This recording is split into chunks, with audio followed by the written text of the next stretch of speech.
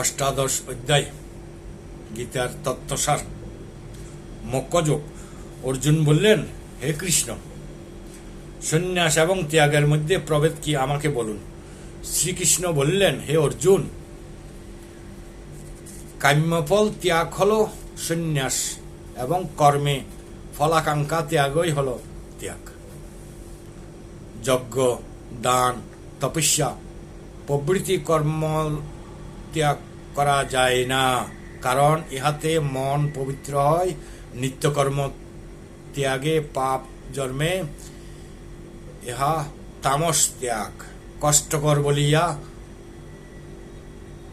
কর্মত্যাগকে রাজসিক ত্যাগ বলে। কর্মফলের উপর নির্লোভ হইয়া কর্ম করই সাত্ত্বিক ত্যাগ। জ্ঞান, কর্ম এবং কর্তব্য তিনটিই সাত্ত্বিক, রাজসিক ও তামসিক।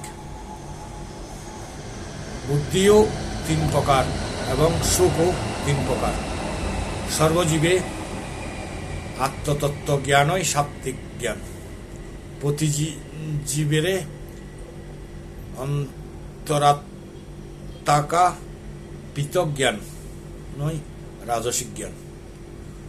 যুক্তি প্রমাণহীন তুচ্ছ জ্ঞানই তামস জ্ঞান। কামনাহীন হইয়া অনাসক্তভাবে শুধুমাত্র কর্তব্যবোধে কর্ম করাই সাত্ত্বিক কর্ম। ফলাকাঙ্ক্ষা সহ নিজেকে কর্তা ভাবিয়া যে কাজ তাহা রাজসিক। যে কর্মের ফলে সংসার বন্ধন হয়, শুভ অশুভ বিচার না করিয়া যে কর্ম তাহা তামসিক। যে বুদ্ধিতে মানুষ কর্মে প্রবৃত্ত হয় ও অধর্ম হইতে নিবৃত্ত হয়, তাহাই সাত্ত্বিক বুদ্ধি। যে বুদ্ধির দ্বারা ধর্মাধর্ম কার্যাকার্য বোঝা যায় না, তাহা রাজসিক বুদ্ধি। যাহা দ্বারা ধর্মকে ধর্ম মনে হয় না, অন্যায় ন্যায় বলে ভ্রম হয়, তাহা তামস বুদ্ধি। আসক্তিহীন, ধৈর্যশীল, উদ্যমী ও আমিত্বহীন ব্যক্তি সাত্ত্বিক কর্তা। বিষয়াসক্ত, কর্মফলাকাঙ্ক্ষী, লোভী, হিংসুক, অপবিত্র, ধৈর্যহীন ব্যক্তির রাজসিক কর্তা।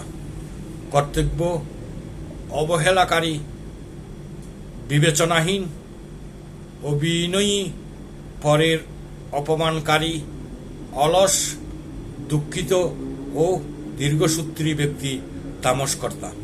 যাহা প্রথমে বিষতুল্য, পরিণামে অমৃততুল্য সুখই সাত্ত্বিক সুখ। প্রথমে অমৃততুল্য, পরিণামে বিষতুল্য সুখই রাজসিক সুখ। বর্তমানে ও পরিণামে যে সুখ বিষময়, তাই তামস সুখ। ব্রাহ্মণ, ক্ষত্রিয়, বৈশ্য ও শূদ্র চারি জাতির কর্ম চারি প্রকার। ব্রাহ্মণের কর্ম শাস্ত্রাধ্যয়ন, পূজাপাঠ।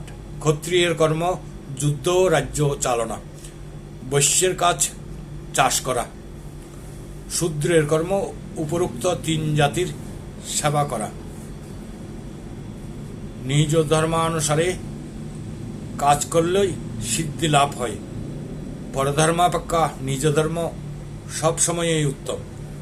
পরধর্ম শ্রেষ্ঠ হইলেও তাহাতে লিপ্ত হওয়া অনুচিত। নিজ ধর্ম দোষকুটি যুক্ত হইলেও বর্জন করা উচিত নহে।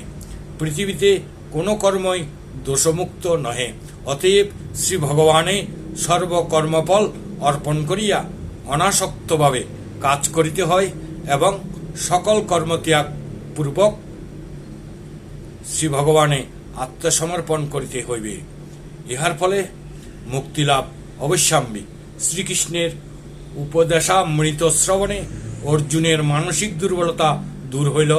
তখন তিনি জয় পরাজয়, মান অপমান, পাপ পুণ্যের চিন্তা ত্যাগ করিয়া গাম্ভীর ধারণ পূর্বক যুদ্ধে ব্রতী হইলেন। জয় গুরু।